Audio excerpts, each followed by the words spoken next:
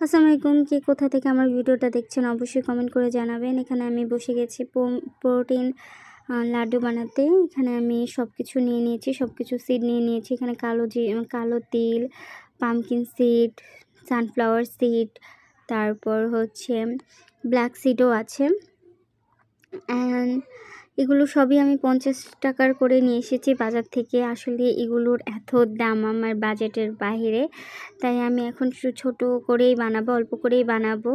So এখানে সব কিছু দেখতে পাচ্ছেন আমি নিয়ে নিয়েছি একটা বাটিতে। তারপর আমি এখানে যে দিয়েছি কাজু বাদাম, কাঠবাদাম আর আখরোট।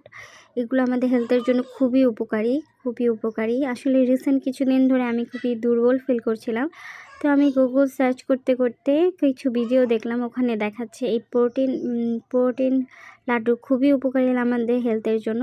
তো আমি এখানে বসে গেছি এগুলো নিয়ে বানানোর জন্য।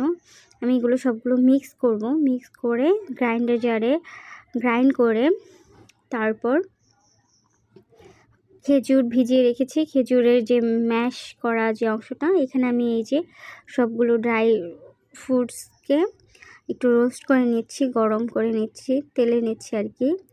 তারপর এই তো দেখতে পাচ্ছেন এখানে আমি সব কিছু